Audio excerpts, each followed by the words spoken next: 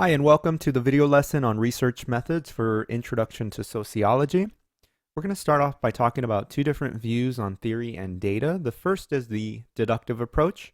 In the deductive approach, you start with an idea about how the social world works, and then you test that idea. More specifically, you start with what's called a theory. You then formulate a hypothesis based off of that theory, and then you test your hypothesis to see if the data that you gather proves your hypothesis correct or not.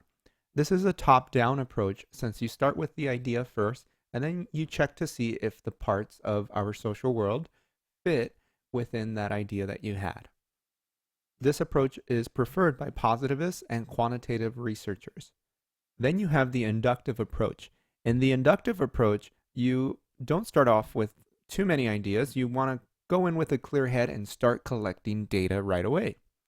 The idea is that if you collect enough unbiased data and begin investigating the research topic and group that you're interested in studying, you will have enough data to formulate a strong theory. This approach, which is a bottom-up approach, is preferred by an interpretive or qualitative sociologist. In addition to this, there are two major research methods. So there's the quantitative method, which is more focused on quantity over quality and wishes to generalize about the larger population. To do this, they must collect large amounts of data. So this means usually something in the form of survey data, where we survey several respondents about the topic that we're interested in studying. This allows us to conduct statistical analysis. The qualitative method, on the other hand, is more focused on a small number of cases with a great deal of in-depth quality investigation on these small cases. When it comes to qualitative methods, we're more likely to sit down with individuals and interview them so we can hear them explain in their own words their behaviors, their thought patterns, their lives. We might join a group or a community and live as a member of that group and community.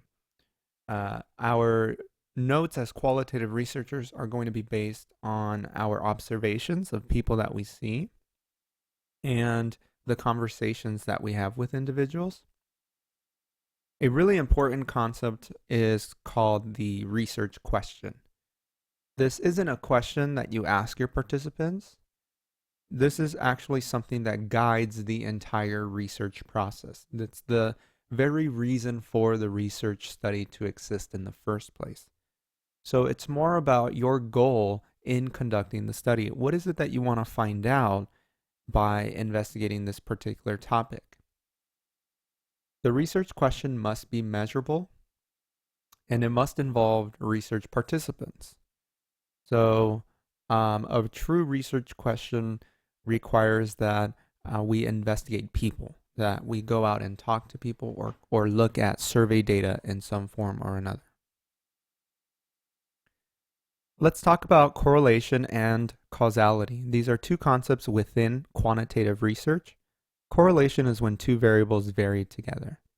Let's say you're looking at a data set and you notice that the married people in your survey data are happier than the not married folks, right?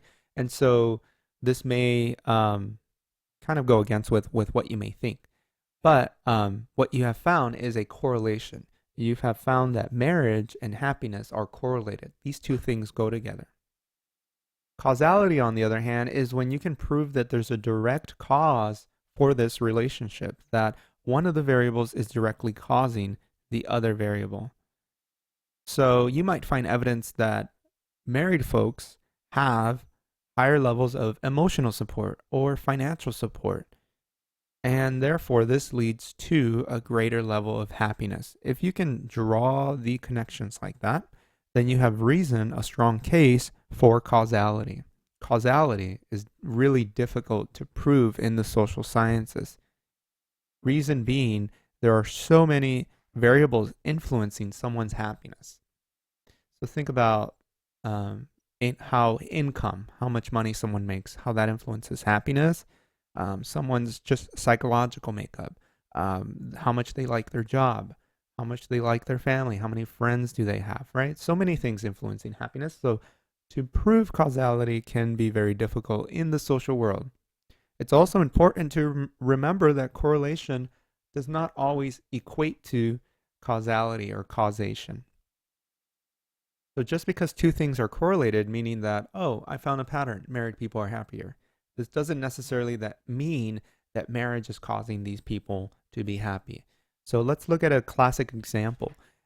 In elementary school, a true correlation exists between shoe size and math skills. This is true.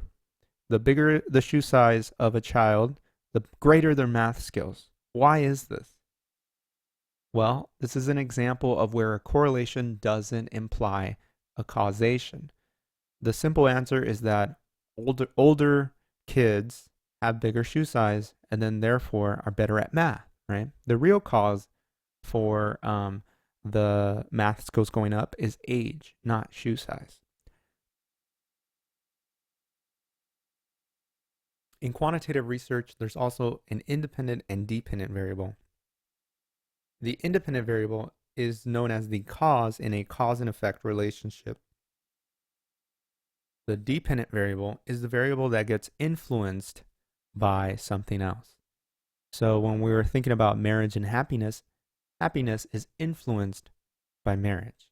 And so therefore happiness would be the dependent variable. Your happiness depends on whether you're married or not, right? At least partly so. The independent variable is marital status, whether or not you're married. There's also theory and hypothesis. A theory is your general idea about how the social world works, and a hypothesis is the specific answer to a research question that you have. The hypothesis usually stems from your theory. So you might have a research question about the social world. You look at a theory about the social world, and then you come up with a hypothesis to see if that hypothesis is correct or not. Lastly, we have operationalization, validity, and reliability. So when you operationalize something, you turn what it is that you're interested in into something measurable. And usually you turn this into a survey tool of some sort. So for example, if you wanted to measure happiness, you'd have to find a way to do it, and if you were to ask people on a scale of 1 to 10, how happy are you? That's a good way to measure it. Validity has to do with how good your measures are. Are they really measuring what it is that you're after? So if, for example, you decided instead to measure happiness by looking at people's bank accounts, the higher the bank account, the happier they are, right? Someone might call you out on your validity. They might say, well, is that really a valid way of measuring happiness? Because you're just measuring how much money someone makes doesn't necessarily mean that correlates with how happy someone is, right? Reliability has to do with the entire study itself. Is the study reliable? Meaning that can we reproduce these results if we were to conduct this study again? And the more reliable your study is, the more likely it is that you will get the same results if you were to conduct the study over again. Collecting data quantitatively usually involves survey data. Surveys are a series of questions that are intended to elicit information from the respondents. Usually you have large samples, either 100, 500, 1,000, or even more sometimes. The surveys are very structured. They're also very automated, meaning that you have pre-selected choices. You don't have a lot of wiggle room. Surveys, though, are built like that so that they're subject to statistical analysis. You can make estimates about the population, you can make a multiple regression, or you can compare across groups such as racial and ethnic groups, men and women, people of different social classes, people of different religious backgrounds, and all sorts of other groups. There comes pros and cons with quantitative research. Quantitative research is quote unquote more objective. Also, you can generalize about the larger population, and it's also more reliable. In going against quantitative research is the fact that you have to remove the interpretive side of the social world. We don't give people a chance to explain their behavior, explain their interpretation of their particular experience. It's also difficult to study very specific populations. So if there's a population that, for example, is very um, kind of a niche population, it's going to be difficult to find survey data on them. When it comes to qualitative research, we conduct interviews. We sit down with individuals and we have a loosely structured conversation with them. We want them to open up. We want to hear their interpretation of the world. We want to hear about their experience. And then from there, we analyze what they told us. Um, so interviews allow us to make follow-up questions. So we're not just going to simply ask, on a scale of 1 to 10, how happy are you? We will ask a multitude of questions to see how a respondent is feeling. Um, so because this takes more time, we may only interview 5, 10, 30, 50, at the most 100 individuals. Fieldwork and ethnography are components of qualitative research as well. Fieldwork is a research method where you go out and become a part of a community or a group, um, and you engage in talking to them and spending your day with them, all the while taking field notes, quick little notes of things you found interesting while you were out in the field. Um, so Mitch Dunier is somebody who conducted field work on book vendors in New York. These were mainly transient African American men who found books that had been thrown away and then sold them out on the sidewalk. His book is called Sidewalk and it's an example of an ethnography. The main issue in qualitative research is that there's often questions of objectivity. People ask, can a researcher really be involved with their participants at the level that someone like Mitch Dunier is and maintain objectivity? So first off, a discussion of objectivity. In its strictest application, it means a researcher completely avoids contaminating the study in any way, meaning that a researcher doesn't have interactions or influence on the participants in any way. Most social scientists and many natural scientists question whether true objectivity is possible. The main reason for this is that your selection of research participants, your idea for the research project, and your embeddedness in the social world already makes you someone who is not objective.